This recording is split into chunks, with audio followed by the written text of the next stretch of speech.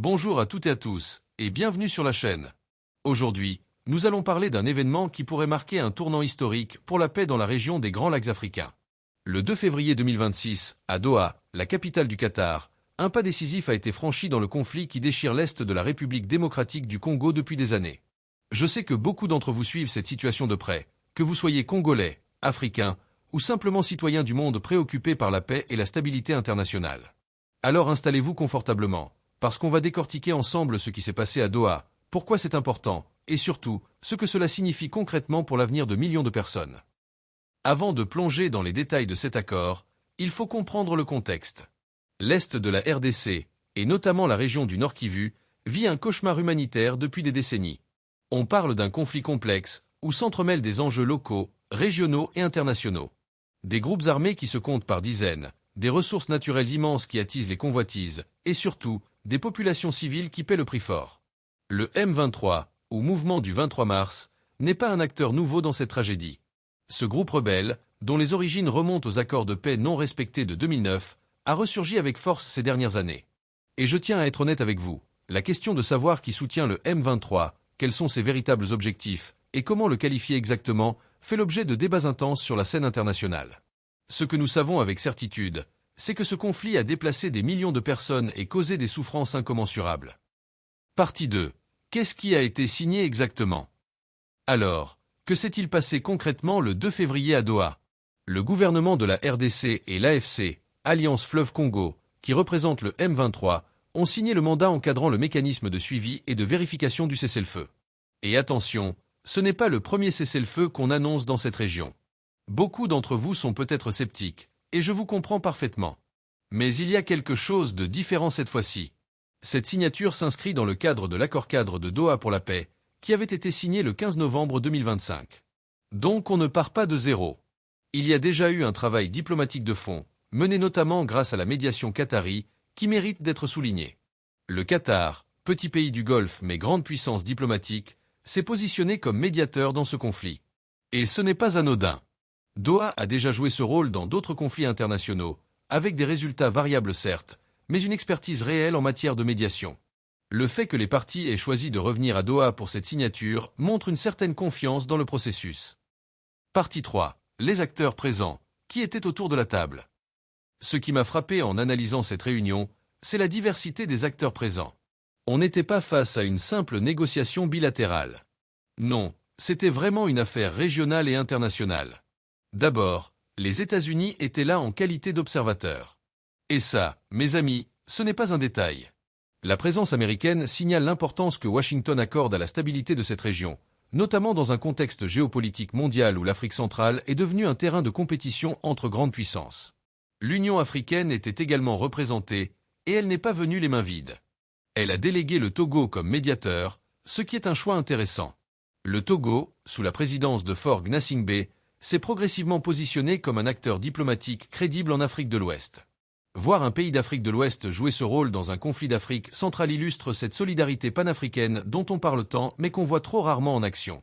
La conférence internationale sur la région des Grands Lacs était naturellement présente. Cette organisation régionale, créée précisément pour gérer les crises dans cette partie du continent, retrouve ici sa raison d'être fondamentale. Et puis, il y a la MONUSCO, la mission de l'Organisation des Nations Unies pour la stabilisation en République démocratique du Congo. Son rôle dans ce processus est absolument crucial, et nous allons y revenir dans un instant. Partie 4. Le mécanisme DE suivi. Le diable est dans les détails. Maintenant, parlons du cœur du sujet, le mécanisme de suivi et de vérification. Parce que c'est bien beau de signer un cessez-le-feu, mais comment s'assure-t-on qu'il soit respecté sur le terrain? C'est la question qui détermine si cet accord sera historique ou s'il rejoindra la longue liste des espoirs déçus. Selon les termes actés, plusieurs mesures concrètes ont été mises en place. Premièrement, la MONUSCO a été chargée de déployer une première mission à Uvira. Uvira, pour ceux qui ne connaissent pas bien la géographie de la région, c'est une ville stratégique du Sud Kivu, située sur les rives du lac Tanganyika. C'est une zone qui a connu d'intenses combats et qui représente un point de passage crucial. Le choix d'Uvira comme premier point de déploiement n'est pas anodin. C'est un test. Si le mécanisme de surveillance fonctionne à Uvira, s'il permet de maintenir le calme dans cette zone sensible, alors il pourra être étendu à d'autres régions. C'est une approche pragmatique, qui consiste à ne pas vouloir tout faire en même temps, mais à construire progressivement la confiance. Deuxièmement, et c'est peut-être le point le plus important pour le quotidien, des canaux de communication dédiés ont été établis entre les parties. Cela peut sembler banal, mais réfléchissez-y un instant. Dans un conflit, l'absence de communication directe entre belligérants conduit souvent à des malentendus, des escalades involontaires, des incidents qui dégénèrent. Avoir des lignes ouvertes, des interlocuteurs identifiés, c'est créer les conditions de la désescalade. Partie 5. Les engagements des parties. Que signifie concrètement appliquer l'accord? Les parties se sont engagées à appliquer les obligations prévues par l'accord-cadre de Doha, notamment en matière de suivi, de vérification et de coordination opérationnelle. Mais qu'est-ce que cela signifie concrètement sur le terrain? Pour le gouvernement de la RDC, cela implique une retenue de ses forces armées, le respect des zones démilitarisées qui seront définies, et surtout, la coopération avec les observateurs internationaux. Ce n'est pas évident pour un gouvernement souverain d'accepter une présence internationale pour surveiller ses propres forces. Cela demande une certaine humilité, une reconnaissance que la paix vaut ce compromis sur la fierté nationale. Pour l'AFC M23, les défis sont peut-être encore plus grands. Un mouvement rebelle doit transformer sa structure de commandement, s'assurer que ses combattants sur le terrain respectent les ordres de cessez-le-feu et accepter lui aussi la surveillance internationale. Historiquement, beaucoup de cessez-le-feu ont échoué parce que les commandants de terrain, éloignés des négociateurs, n'ont pas suivi les directives ou les ont interprétées différemment. C'est pour cela que la coordination opérationnelle dont parle l'accord est si importante. Partie 6. Les défis à venir. Soyons réalistes. Je ne voudrais pas que cette analyse soit perçue comme naïvement optimiste. Il faut être lucide sur les défis immenses qui se dressent devant ce processus de paix. Premier défi, la confiance. Des années de guerre créent une méfiance profonde. Chaque partie suspecte l'autre de profiter du cessez-le-feu pour se repositionner stratégiquement. Cette suspicion est alimentée par l'histoire récente de cessez-le-feu violés, de promesses non tenues. Reconstruire la confiance, c'est un travail de longue haleine qui nécessite de la transparence et des preuves concrètes de bonne foi. Deuxième défi, les autres groupes armés. L'Est de la RDC ne se limite pas au conflit entre le gouvernement et le M23. Il y a des dizaines d'autres groupes armés, chacun avec ses propres agendas, ses propres griefs, ses propres sources de financement. Un cessez-le-feu entre la RDC et le M23, aussi important soit-il, ne résout pas mécaniquement la question de ces autres acteurs. Certains pourraient même voir dans ce cessez-le-feu une opportunité pour étendre leur propre influence. Troisième défi, la dimension régionale. Nous le savons tous, ce conflit n'est pas purement congolais. Les dynamiques régionales, les relations entre la RDC et ses voisins, notamment le Rwanda et l'Ouganda, jouent un rôle crucial.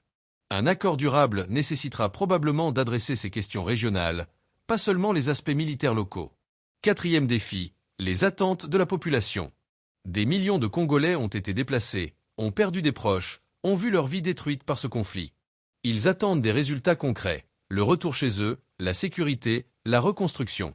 Si le cessez-le-feu ne se traduit pas rapidement par des améliorations tangibles dans leur quotidien, la frustration pourrait monter et fragiliser le processus. Partie 7. Les raisons d'espérer. Pourquoi cette fois pourrait être différente? Malgré ces défis, il y a des raisons d'être prudemment optimiste. Permettez-moi de vous en partager quelques-unes. D'abord, l'engagement international. La présence simultanée des États-Unis, de l'Union africaine, de la CIRGL et de la MONUSCO témoigne d'une volonté collective de soutenir ce processus. Ce n'est pas juste une médiation unilatérale ou bilatérale, c'est un effort multilatéral qui engage plusieurs niveaux de gouvernance internationale. Ensuite, le cadre institutionnel. L'accord-cadre de Doha signé en novembre 2025 a créé une architecture, des mécanismes, des engagements formels. Ce n'est pas juste une poignée de main et des promesses verbales. C'est un document juridique qui peut servir de référence et de levier de pression. Le rôle du Qatar mérite aussi d'être souligné positivement. Doha a investi du capital diplomatique, du prestige et probablement des ressources financières dans ce processus. Le Qatar a intérêt à ce que cette médiation réussisse pour renforcer sa stature internationale. Cet alignement d'intérêts crée une dynamique favorable. Enfin, et c'est peut-être le plus important, la fatigue de la guerre. Après tant d'années de conflits, il y a une lassitude générale. Les populations civiles sont épuisées, les économies locales sont dévastées, même les combattants sont fatigués. Cette fatigue peut être un terreau pour la paix, si les conditions sont réunies pour offrir une alternative crédible à la violence. Partie 8. Le rôle la MONUSCO, un acteur clé mais controversé. Parlons franchement de la MONUSCO. Cette mission des Nations Unies est présente en RDC depuis plus de 2 décennies, sous différentes formes. Et elle fait l'objet de critiques récurrentes, à la fois de la population congolaise et de la communauté internationale. Certains Congolais reprochent à la MONUSCO son inefficacité à protéger les civils, malgré son mandat robuste et ses moyens importants. D'autres questionnent le coût de cette mission par rapport aux résultats obtenus. Il y a eu des manifestations anti-MONUSCO, des incidents violents, une défiance palpable. Pourtant, dans ce processus de paix, la MONUSCO joue un rôle indispensable. Qui d'autre pourrait déployer rapidement des observateurs neutres à Uvira? Qui d'autre a la capacité logistique, l'expérience du terrain et la légitimité internationale pour surveiller ce cessez-le-feu? Le mandat confié à la MONUSCO dans cet accord est une opportunité pour cette mission de démontrer sa valeur ajoutée. Si elle réussit à contribuer efficacement à la surveillance du cessez-le-feu, à prévenir les violations, à faciliter le dialogue, elle pourra peut-être regagner une partie de la confiance perdue. Mais c'est aussi un test. Un échec renforcerait les voix qui demandent le départ de la MONUSCO. Une réussite pourrait redéfinir son rôle dans une RDC qui aspire à retrouver la stabilité. Alors, que retenir de tout cela? L'accord signé à Doha le 2 février 2026 représente-t-il un tournant historique ou simplement un énième épisode dans un conflit interminable? Honnêtement, il est trop tôt pour le dire avec certitude. Ce qui est sûr, c'est que cet accord crée des conditions favorables à la paix. Il y a un cadre institutionnel, un engagement international, des mécanismes de surveillance et une volonté affichée des parties de respecter le cessez-le-feu. Mais tout cela reste fragile. La réussite dépendra de la mise en œuvre concrète sur le terrain, de la capacité des parties à tenir leurs engagements malgré les provocations et les défis, et du soutien continu de la communauté internationale. Ce que je peux vous dire, c'est qu'il faut accompagner ce processus. En tant que citoyens, en tant qu'observateurs, nous avons un rôle à jouer. Rester informés, exiger la transparence, soutenir les initiatives de paix, faire entendre la voix des populations affectées. La paix ne se construit pas seulement dans les salles de conférence de Doha, elle se construit aussi par la vigilance citoyenne et la solidarité internationale. Les prochaines semaines et les prochains mois seront cruciaux. Le déploiement de la mission à Uvira, les premières réunions de suivi, la manière dont les parties géreront les inévitables incidents de parcours, tout cela nous dira si nous sommes vraiment sur la voie d'une paix durable ou si nous assistons à une simple accalmie temporaire. Pour ma part, je choisis l'espoir lucide. L'espoir parce que l'alternative, la continuation du conflit, est inacceptable. Lucide parce que l'histoire nous a appris que le chemin vers la paix est semé d'embûches et que rien n'est jamais garanti.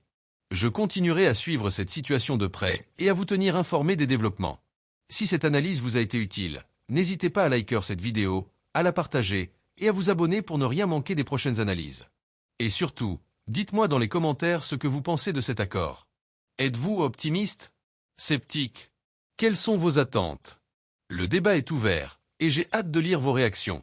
Merci de m'avoir suivi jusqu'au bout, prenez soin de vous, et à très bientôt pour de nouvelles analyses.